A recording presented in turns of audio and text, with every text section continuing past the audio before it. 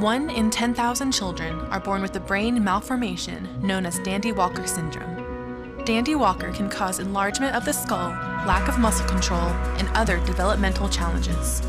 More research is needed, but we do know that early therapy helps many live healthier, fuller lives.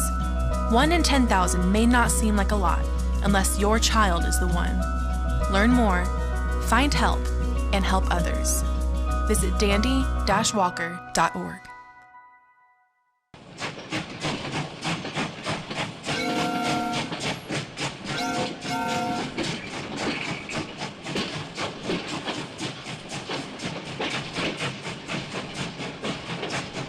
Hello, everybody, and welcome into another edition of Talkin' Baseball with Sal Colangelo and Shaun Salehi right here on Big Train TV. This episode is brought to you by the Dandy-Walker Alliance, a proud partner of Big Train Baseball. Visit dandy-walker.org to learn more today. Today, we are so happy to be joined by two St. Mary's Gales. One is actually wearing a hat, my co-host Sal Colangelo. We are joined by 2019 shortstop for the Bethesda Big Train, Gio Diaz, and the head coach of the St. Mary's College Gales, Greg Moore. Guys, thank you so much for joining us. We're excited to have you all on today, and should be a lot of fun as Gio is now a current roster part of the roster rather with the Nationals organization. He signed as an undrafted free agent this past summer, and we're excited to see his career take off going forward down the line. So guys, thank you so much for joining us today. Thank you. Thank you, Shaun. Thank you. Should be a lot of fun. We're going to dive right into things. And I want to start off because there's a lot of connections here. It was my first year at Big Train last year. Gio's first year at Big Train last year. Sal and Greg, however, you guys have known each other for a very long time. Sal, I'd love you to start off the show by just diving into your relationship that you've had with Greg over the years. Well, I think Greg, and it started back in 2005. I was in the kitchen at Povich Field. I remember it as it was yesterday, giving Greg a call about Andrew Smith and Johnny Noble and those players from San Francisco. And I was calling him about the following season. And he basically just said, hey, coach, well, whoever you want, you tell me. I appreciate what you're doing. And we just kind of built that bond from there. We have that success as a coach to coach. I can't have it without him and what he does with his program. And we share a lot of the same vision. Our goal is to set up these athletes for life, teach them life skills. So when they leave us, they become better young men. And a lot of the things that Greg probably doesn't even realize, because I'm a very good listener, but when we do talk about things and success, I believe it or not, Greg, I pay a lot of attention to you. And a lot of it is how do I form my team? I don't always get the best players. We get great players, don't get me wrong. But we get great kids. And I try to get to know the kids first and build that relationship to be open with the players where they're able to trust me when they come out here from all over the country. I want to look like I'm, for most of the time, organized and prepared. And most importantly, I want to be able to share my personal experiences that I've learned from Greg, that I've learned from Mark Kingston, that I've learned from Jeff Palumbo, whoever the coaches I grew up with, and be able to inspire these young kids. So, getting to know your players, what does Gio like to do? What are the goals Gio wants to do when he came out this past summer? And one of them was learn how to steal bases. What are we going to do? What tendencies are we looking on? Are we going our accounts? What are we trying to do? And, Gio will probably tell you right now, the most important thing in stealing a base is your first step. And we worked on that over and over again, with standing straight up, not extending out. So, all those things tied into just everything in my philosophy. And a lot of it came from Greg Moore. And I truly mean that from my heart. Greg's an upstanding guy. He's honest. He's very goal-oriented. He sets high expectations all the time for his players. And I've kind of listened to him over the years. And one of the things that stands out more, and we talk about this, and this is the honest truth. People think I'm crazy, that you can't make up a story like this. But I sent a kid that had a transfer from Virginia Tech out to him. And the first thing Greg wanted to know about is what kind of kid was he? What kind of family? But more important, let me get to know the kid. The rest of it, piece of cake. If he has it, the ability, which, walking back as I'm giggling to the third base box and he strikes out 15 in like 6 innings at 95. Greg didn't care about that. That was just an added plus. Greg cared about the kid. So when I talked to Greg and I kind of watch him model his behavior, like I watched Greg when he was down here at GW. I wanted to be in that dugout with him and just say, hey man, I'm proud to wear that Cal Northridge coat. a jacket or hat and just watch him coach, how calm, how the players fed off of him. I'm very observant. You can just tell. And that's why he's been successful everywhere he goes. So I kind of model some of the things we do after what he started at San Francisco. So Greg, I should be thanking you more than anything, because that's the honest God truth. I know every year I'm going to get, and that's kind of where my recruiting philosophy has started. I know I'm going to get 4 guys from San Francisco, 4 guys from St. Mary's. And now, Valenzuela and I talk a lot too. I'm going to get 4 guys from Long Beach State. I know I'm getting great kids. And I know we developed that relationship. We're just an extension to their program. I think this summer you're allowed to take 8 from one university. I believe they changed it. If they do that next summer, I might just be all Long Beach State, St. Mary's, and San Francisco. Come on, let's go. Let's play. So that's kind of where I'm at. My relationship with Greg, we talk all the time. We've crossed paths with common friends, common coaches. And, Greg, thank you for all you've done for the Big Train and what you have done for me and my family. I'm blessed. So thank you. Thank you, Sal. And, I don't know if there's a question after that from you, Shaun, but I want to go because Go for I it. think what's special in the summer is when you know what type of person you're sending your players to be around.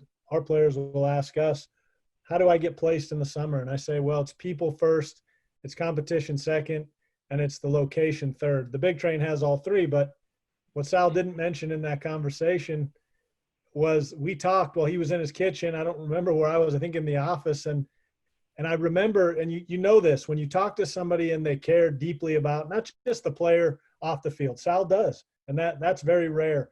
But then you have somebody who can also talk the game, and he's evaluating skills, looking at what, like you said with Gio, what can we help this young guy get better at? He's got his goals. And then Sal wants to win too. And I really understood it full circle when our players would come back, and of course they would talk about Bethesda. Of course they would talk about the great crowds, but then they would just say, Sal's the man. And then you have to kind of push them. You say, well, what does that mean? And the way that translates from an 18, 19-year-old is he cares about us. He's going to hold us to the highest standard away from the field and the community. But when we get to the field, we're going to take our craft seriously. We're going to help this team win. We're going to learn how to win. I think Gio's a great example of that. I mean, he learned some things this summer that catapulted him into pro baseball that are going to stay with him for a long time. So, to sum that up, there's a reason the relationship is so long. It's the first person I think of when I say I've got a guy who needs to develop off the field, on the field. And heck, I remember, just the leadership in general. Bruce was picking up trash with me when we went to go see Evan Frederickson pitch that night. And here's the president, I believe, at that time, owner, and he's out there picking up trash. So I hope the people in your area appreciate the genuine organization that you have. It's the way baseball should be, headed by Sal. Well, yeah, that's awesome, and that's great to hear you say. Gio, you've played summer baseball prior to your time at Big Train. You were with the Portland Pickles, which is a fantastic name, by the way. You, however, now are going from the West Coast all the way to the East Coast. What was going through your head when you were heading into Bethesda that last summer? You're going so far away from everything that you've known kind of in California. You grew up in Brentwood, you went to St. Mary's, and now you're traveling to the other side of the country. What was kind of the first things that were going through your head? Well, the first thing that I heard from the Big Train, and the first thing I knew was I was going to have a really good coach with Sal. A lot of the players that played at Big Train from St. Mary's were higher-end players like Kevin Milam, Ken Waldachuk, Ty Madrigal. So Coach Sal was getting some good players from St. Mary's, and I knew that going into the Big Train that it was going to be a good summer for me, but like the way I thought about it, like the Big Train were kind of like the Yankees in that league where they would always win the championship. So I kind of knew Sal. The funny thing was the first game that I played, I don't think Coach Sal was there. Wow. So the whole time I kept hearing about Coach Sal this, about Coach Sal that. I was like, man, who is this guy? I talked to him over the phone, and he had that Southern accent almost. So it sounded funny because, it was almost like a legendary coach I haven't met yet. And when I first met him, it was like, okay, I finally got to meet Coach Sal, and we're going to have a really good summer. So the first thing that pops up in my head when I hear Big Train now is Sal Colangelo, because he's like the most winningest coach there and, legendary coach. So it felt like the Yankees almost, playing for the Yankees, going to the Big Train. Well, that's awesome. I mean, you mentioned Sal and how, successful he has been in summer ball, specifically with the big train.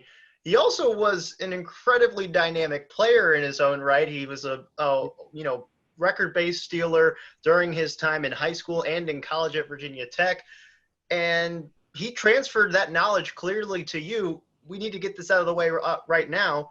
You are currently the all-time stolen base leader in Cal Ripken League history, and you played one season. This isn't just like you have the single season record. You have the total career season or career record in Cal Ripken Collegiate Baseball League history. I remember as a broadcaster, Alex Strain and myself, with my partner, every single game, we would, as soon as Gio got on first base, it was like, all right, when is he going? Is he going on the 0-1? Is he going on the 1-1, the 2-1?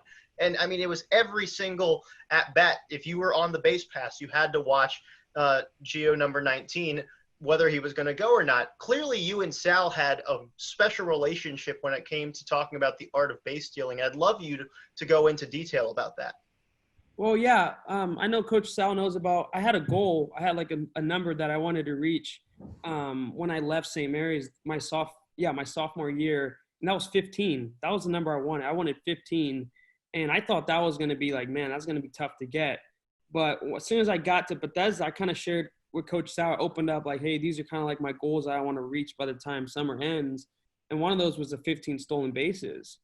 And, to be honest, the stolen base thing wasn't my highest priority type thing going into the summer, because I just wanted to have a good season and improve offensive and defensive. But stolen base was just kind of a number that I put out there on my notebook or my paper that I had with my dad that I made before I got out there. So the stolen base thing kind of came out of surprise. It just kind of came to a thing where it seemed like every time I was playing, they were giving me an opportunity to run. And, I don't know if it was an East Coast thing or West Coast thing where it's a little tougher, like in Portland and St. Mary's is really tough to get stolen bases. So I don't know what it was, but it just something I was able to steal out of bags. It seemed like I didn't even realize I broke the record. I mean, I just had maybe 2 or 3 stolen bags every other game, and it just kind of piled up. But it's funny that the stolen base thing wasn't really a big objective of mine, really. It was kind of just improving my speed overall as an athlete. Yeah, one of the things. Yeah, go ahead, Sal. One of the things with Gio too was, people talk about the speed of the game, that it's physical, it's this and that. But really, the speed of the game is really mental as well. How quick can you process things?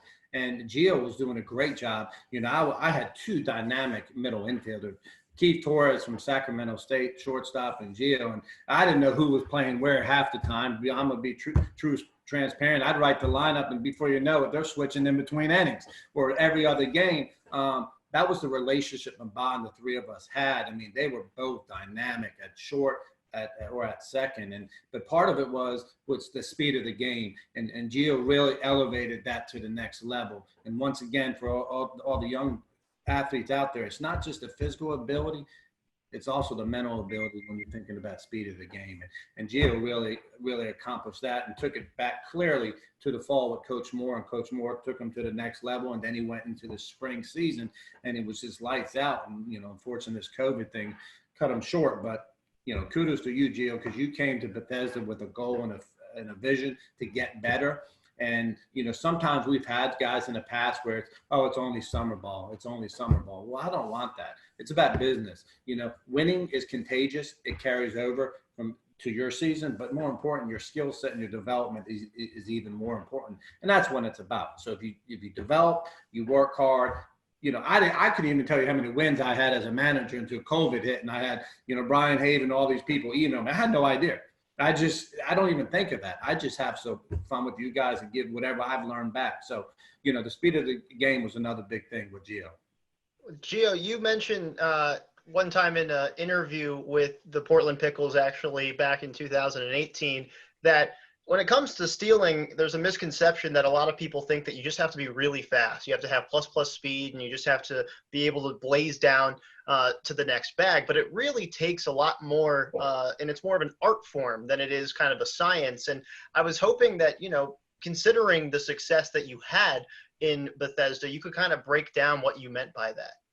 Yeah, I mean, Listen, I'm not the fastest player. You know what I mean? I do believe I have right now major league influencing speed in terms of I could, score and use my legs to run. But a lot of it is just I played so many games so far that I kind of have an idea of counts, catchers.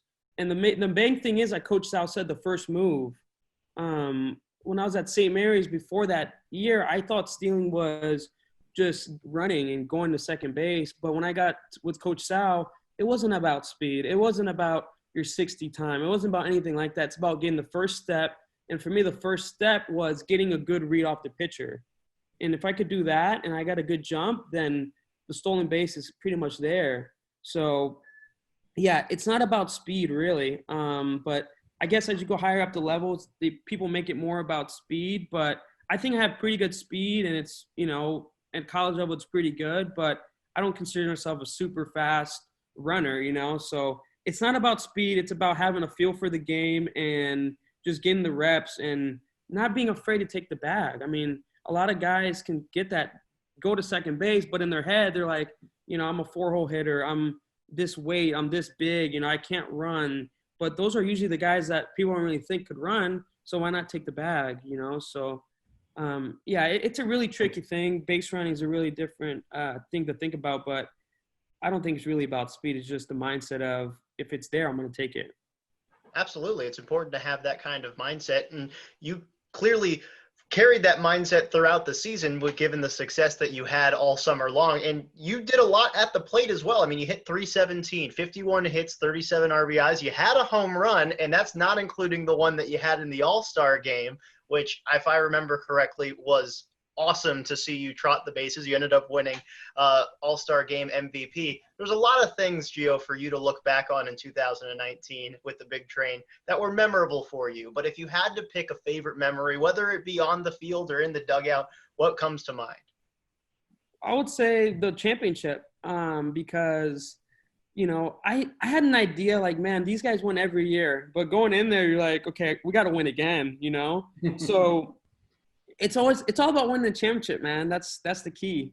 Being able to get the trophy and give it to Coach Sal and say, yeah, another year with Big Train is the champions, because like I said, like going into that year and every year, I feel like Coach Sal feels the same way, but the Big Train are the champions, man. They're the Yankees. They've won the most championships in that Cal Ripken League. So if you don't win the championship, it's like, okay, it's kind of a down year, but you got to win the championship. So for me, that was the most memorable experience going into that night, winning the championship. And when it was all said, I was like, man, we won it. We won the championship. So there's nothing that beats that. And Gio, if I recall, you had a big 2-out hit off the right side of the mound up right over second base. I can go every play. I remember everything. Yeah. And you sure did. And you're like, Coach, don't worry about this. We're tied up. No worries. I'm going to hit it right back up the middle. You visualize, and he sure did. Hit it right back up the middle, and boom, we drove him in. So, championships are great. Unfortunately, people, kind of look at you whether you win or lose, but to me, it's just the development and the memories and the relationships that I had created over the years. I mean, Gio's going to do big things from Hunter to, we got guys that are news anchors in New York, just all over. And to see these guys be so successful, I'm sure Greg deals with that all the time, more than me. I tell people all the time, I got the greatest college summer baseball job or the greatest college baseball job, because I get a lot of guys back year to year, but I get a new group every year, and I learn from them just as much as they learn from me, whether it's their culture, the diversity, the way they play. I got the best of the best. And you know what? At the end of the summer, I can send them back to Greg, and I get a new group, where Greg gets them for 3 or 4 more years. So Coach Lopez was talking about the other day. He called me, and he was praying, and just, he lost his son, and we were talking, and he says, you know what? I thought about what you said. We have the greatest job in the summer to impact lives, develop, and we get them back, and they come back. So, once again, thank you, Gio. And Greg, I'm sure if you're welcome to add to that, but you probably feel the same as far as year to year. I had the best job in the country, Sal. I guess we disagree. Well, I'm coming out there then, if that's the case. One day. We've already got that plan in the works. Ain't no question. Ain't no question.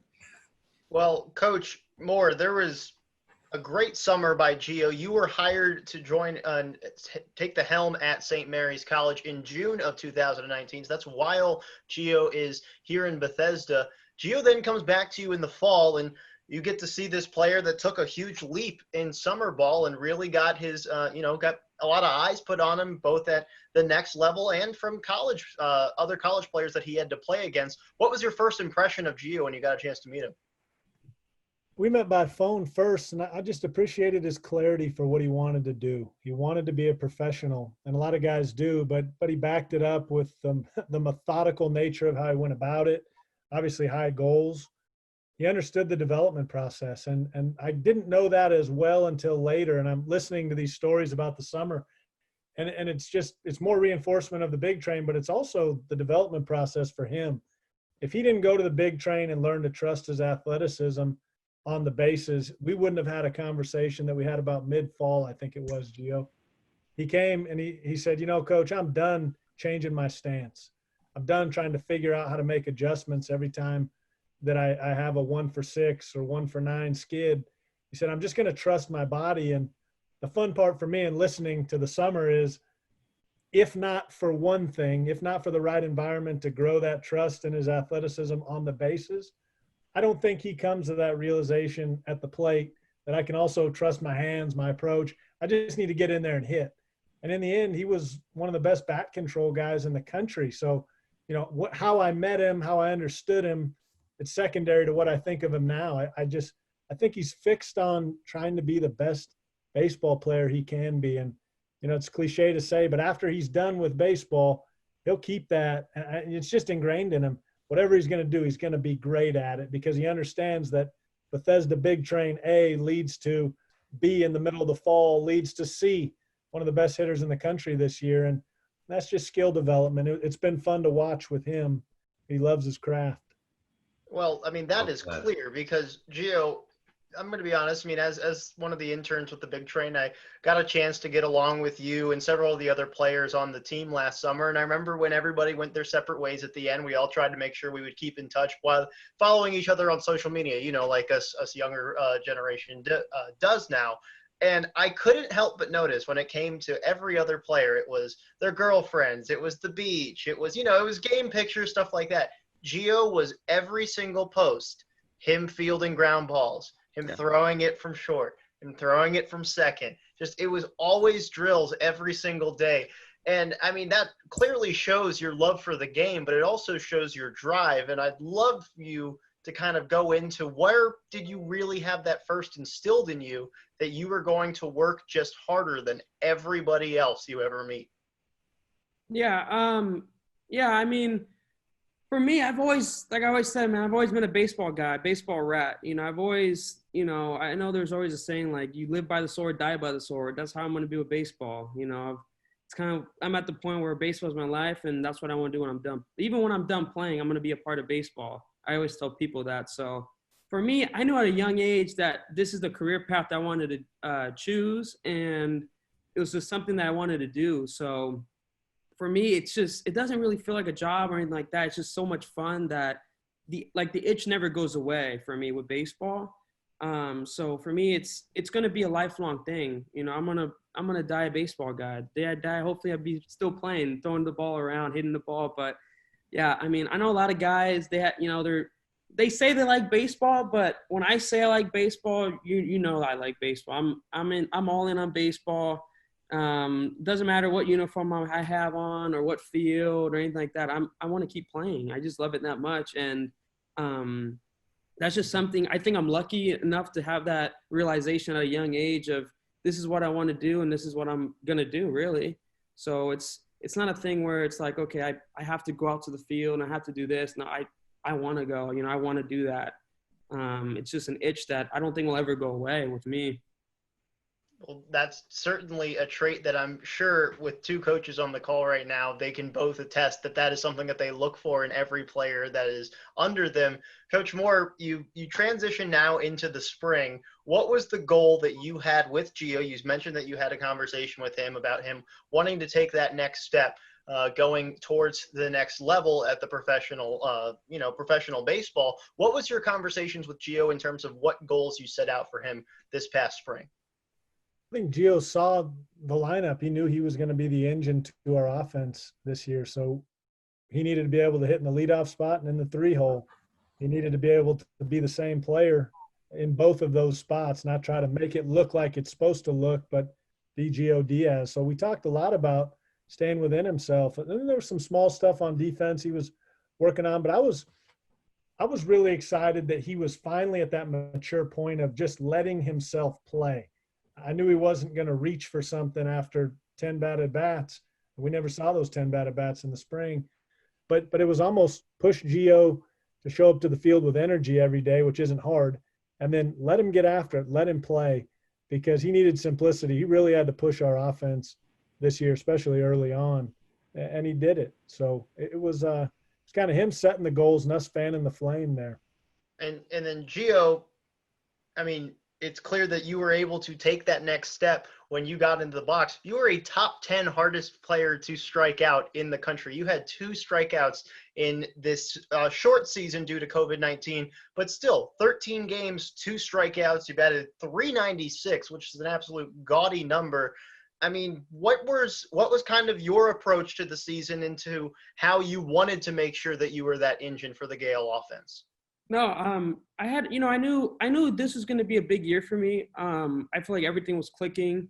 The first 2 years at St. Mary's, the first year I would say was probably the toughest year for me, freshman year, because physically I wasn't really used to having a set routine, a professional type workout, strength and conditioning routine for me. So freshman year was the toughest, and I would say sophomore year was when the numbers don't show sophomore year, but sophomore year was the year where I figured it out almost, like, okay, I got to stop comparing myself with kind of like the college guys that were near me and start looking at those professional players and try to become like a professional player. So once that sophomore year ended, it was like, okay, I kind of figured it out. And junior year was just, okay, go and play.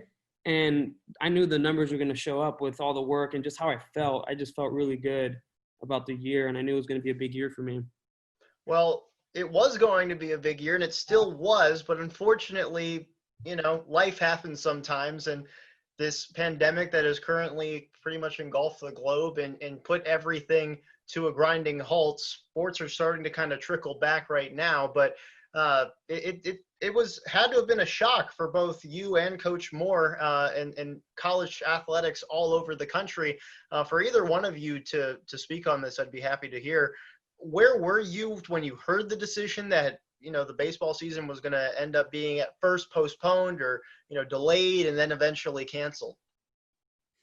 You could go, Coach Moore.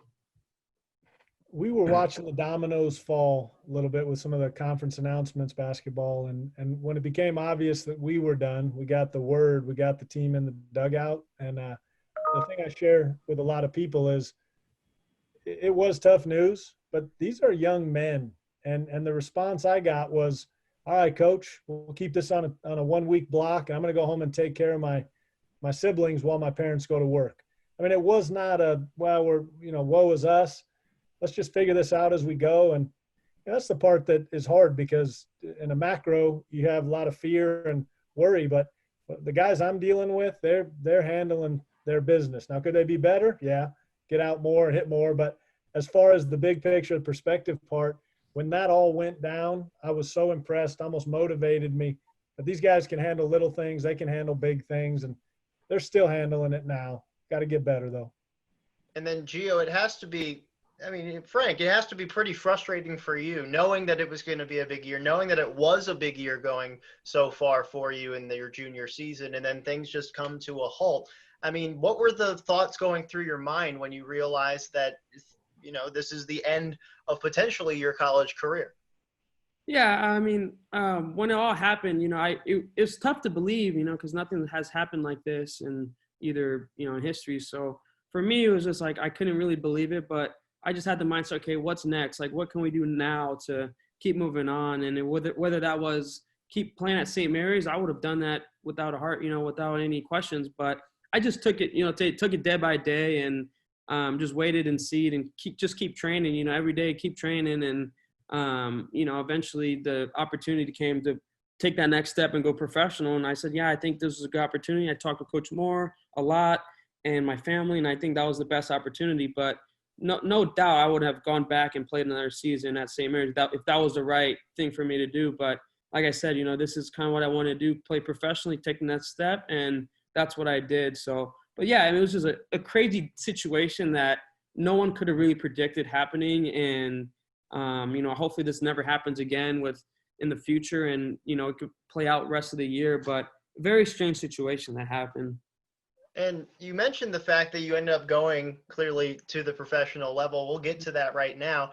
The draft was affected by this as well. Instead of the common 40-round draft, you ended up having it condensed to 5 rounds. So a lot of talented baseball players around the country were not going to be hearing their names called. So that had to have been an interesting process for you to go through, because you figure, I'm sure, that you're going to hear your name called in a normal 40-round draft, but these are extenuating circumstances. What were kind of your expectations going into this process? And then finally, when you end up signing on the very first day that free agents can be signed with the Nationals, what was that experience like?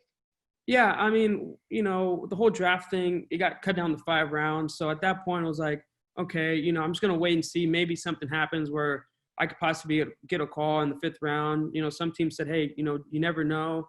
Some guys might not take the opportunity. We'll go to the next guy on our board. So that didn't happen, obviously. And then I kind of had to make a decision of, okay, do I want to take the free agent opportunity that is going to be awarded to me possibly if it comes up after the draft? And that situation was kind of more of a thing of certain things had to be checked off. And at that point, the Nationals came with the opportunity, and it was the best opportunity, I think, for me and my family.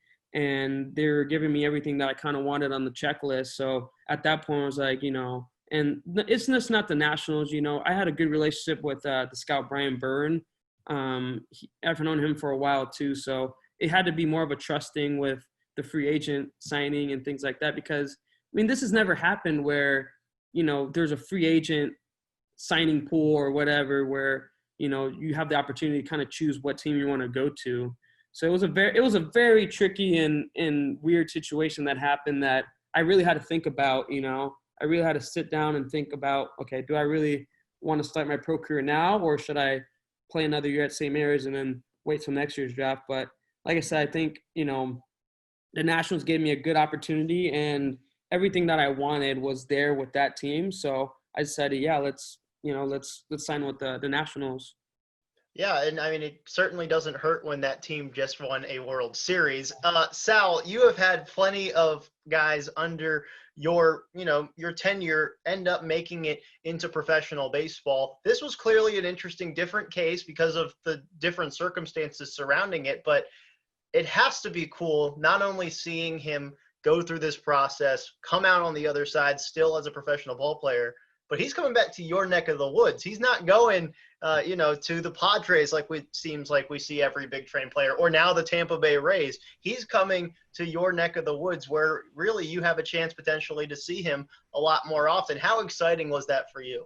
Oh, it's awesome. Every year the guys leave to get drafted. The Peanuts, who, this would have been their last year in my hometown right down the street. There was really only one player ever drafted by them, and that was Brendan Middleton, who actually lived with my brother Paul, who lives right next to the stadium for years. Now he's his marketing director and works for him. And he's actually getting ready to get married to one of our interns, Kelsey Coates, from way back when. But Brendan was a 10th round draft pick. I got to see him play in Prince William. Now they're moving about 20 minutes down 95 to Fredericksburg, beautiful stadium, Gio. It's awesome because I'll get an opportunity to go down there and watch a ball game. But to see him come back is pretty cool. I talked to Drew Strotman the other day, just a class act, another St. Mary's guy. He's excited, and we were just talking about, him climbing the ladder, playing with Logan Driscoll, who lives down the street from me, who just was traded from the Padres to the Devil Rays, and then Brandon Lau, who's a Virginia kid. And they're all just, intertwined with each other. You never know when they're going to run into each other. But just to see Gio down here, Gio knows how I feel about him. I don't need to tell him. And I'm excited because that'll give me something to do. I can get a chance to go watch him play and sit in the bleachers and just watch a baseball game. So, I was happy when I saw that. And Dio, thanks for being a class act like usual. Send me a text and let me know. That was awesome. So thank you. Yeah. And then Coach Moore, that has to also feel incredibly rewarding for you in your first season with St. Mary's. You have guys that are getting calls and going into the next level. And in Gio's case, you see somebody who took such a large leap and put in so much work to make that happen, and everything finally pays off for him. That has to be so rewarding for you as his coach. It's rewarding. It's enjoyable to see a guy who's ready to go into pro baseball go in. We, as coaches, we want our players to be successful, whatever the next thing is. And our coaches asked me, well, what's Gio going to do? And I said, well, if he has a chance, he needs to go play. And he knew it, and that's why I knew it. So he was ready to go. He is ready. It's difficult when a guy's not ready, but he really wants to play. It's a lot of fun when they are ready and they get a chance like Gio did. And Gio, one last question for you. What's next for you right now? Right now, minor league baseball, unfortunately, not happening. It's kind of a weird situation just with the player pools at the major league level and just trying to get guys experience at different levels. But, it's sports for the most part are still on hold. So how are you staying in shape and how are you preparing for the future? Yeah, so right now I've been getting a lot of calls, like weekly check-ins with the organization from 2 or 3 people, and they've just been asking me, updating me on what's happening, and they sent me a strength and conditioning program. So that's something I'm kind of focusing on right now and tackling. But I've been going on the field training and just maintaining a workload still. But, right now it seems like there's no minor league season. So I'm hoping maybe, once MLB finishes their season, there might be some sort of fall league or instructional league where I'll then be sent to wherever the Nationals want me to go. But I'm just staying in contact with them and just listening to what they have to say and trusting that what they're giving me. And but yeah, I'm still maintaining, still training, and going to the field, hitting, taking my ground balls, flexibility, all that stuff. And still training almost like it's an off season at this point, but still kind of thinking like, hey, maybe something will start up right away. So it's a mix of almost like an off season training, but also thinking, okay, I could probably play tomorrow if I have to. So it's a kind of it's a hybrid mix, I would say, of the training program. But yeah, I'm just staying in shape and trying to get in the best shape as I can physically, and just waiting to see, what they say, and just see what they say and staying updated with that. Well, maybe we might even get him up to Puerto Rico and winter ball one day, right, Gio? Yeah, that's one of my goals. I know me and Sal have been in contact with that. We have some people talking with us about that, but I think for that might be next year in the winter. Yeah. That's definitely one of my goals that I want to do, play in Puerto Rico. And but we'll see, and we'll just take it day by day. Shaun, the baseball world, Shaun, is very, very small, and I'm on the field with Matt Thomas this summer, and we're just doing some extra work at the high school down the street here, beautiful place. And I get a call from a guy from Puerto Rico and says, I need to get in touch with Gio Diaz. Can you help me? And he puts pro guys in Puerto Rico in the wintertime after they play, we'll go through their advisors and agents and all that. And it was just luckily he called me, and I, passed it on to Gio. I won't pass on a number until I call them first. But you never know what's going to happen. So, but, Gio's going to do good things. There's no question. That's fantastic. I mean, I actually wasn't aware of that, so that we're definitely. Well, they know we're family. I'll do whatever I can for them. I do it all the time. I have one coming up here for the FBI. Called me the other day. I hooked him up with somebody. He got in, Will Resnick. So that's just what I do. I tell Jill, that from day one. I tell you when you walk off the field. You pick up the phone and call me. I'm going to do whatever I can do to help you. I'm not just a normal summer coach that says, hey, thanks for coming. Have a great life. That's why I appreciate Sal a lot, because there's not that many people I really know on the East Coast. I don't have a lot of family in the East Coast or coaches that I know, but it seems like Sal's very connected in the East Coast with baseball and just jobs in general. So, I'm looking forward to, once I start playing pro ball out there, definitely hanging out with them more and get to talk to them a lot more. And there's always a running joke that he doesn't let people at his house. So I want to be able to go inside his house and check it out So that's gonna be fun. Yeah, no, yeah, that's the running joke. I remember when they all, Greg, we played right up the street, 4 miles, not even a mile away this summer, and everyone just wants to come over for a pool party. But Coach Sal's old now. Coach Sal's like, when the game's over, I'm out all day. I just want to go and sleep. So the joke is like, you got to come over to Sal's place, but you got to have a code to get into the gate to get into Sal's place. And I'm like, you guys, they're out of control. But they know they're welcome anytime. But it was pretty funny. In fact, I don't know if you remember Adam Berry and those guys. They actually helped me move. I looked at Adam. He was driving my tractor down the main highway instead of putting it in his truck and taking it. He's driving it down the main road. But, yeah, you always be welcome, Jim. Once you come up this way, you're welcome. Oh, yeah. Well, that's awesome. That sounds I'm like waiting for Greg to come up with his family. Yeah. I was looking at the shelf back there thinking, I've actually kind of been in Sal's house now. It's an honor. Yeah, this has been my view for the past 8 weeks. I know his office like the back of my hand, but we're trying to get to the other parts of the house. It's my office for work. It's my office for home. I mean, I got all my tech helmets up on the top there. Let me see if I can do it. Up top, but yeah, I mean, this is my life. I'm working from home as an AD. It drives me crazy, but it'll get better. We're all blessed and everyone's healthy and we'll learn a lot from it. I know it's taught me to slow down. It's taught me really to remember families, very important. I got a daughter going to college this year. I got another one in a couple of years with soccer. But I think you can spin it and take a lot of positive out of it. Like Greg said earlier, these young men are resilient. These high school kids are resilient. To see them crying and the stuff I saw this spring is unbelievable. But they're going to be just fine. They're actually 2020 class will be stronger than anybody else. And there's no question. You got to believe in that, because if you don't, then you just think that good things aren't going to happen. So. Very well said. Well, guys, thank you so much. Gio, thank you so much. I remember when I first met you on, we were giving out uniforms on the first day of Big Train. You and I had a conversation. You said, man, I really am into sports broadcasting. Maybe one time I can get up into the booth and we can do an inning or something. Well, Sal never let him leave the field, so that ever ended up being. And he's right about me not meeting him first, because I was at graduation. I think it was an exhibition game, right, Gio? Yeah, it was an exhibition game before the first season. First game of the season, so he was gone. I wasn't there because Gio didn't come until the next day after the other guys, I believe. But it was all good. But Greg and Gio, I appreciate you guys. Greg, I can't thank you enough. I mean, I hope these young high schoolers are listening to this out there in California, because I know if I was a young kid, I'd play for Greg. And you don't have to play in a Power 5 conference to be drafted. There's an opportunity here to see that.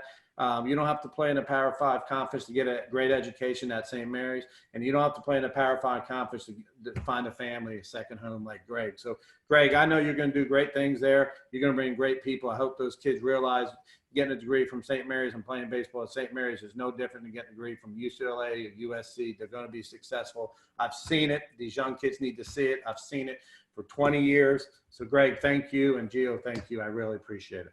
Thank you. Thanks for taking care of these guys for so many years. It's no problem. And I'm looking forward to those guys we got coming. Yep, got some more coming. Yeah, we do. excited to see the continued pipeline from St. Mary's to Big Train. Guys, thank you all so much. And again, for all summer long, thank you so much for tuning in to Big Train TV. For Sal Colangelo, Gio Diaz, and Coach Greg Moore, I'm Shaun Salehi. We'll see you all next time.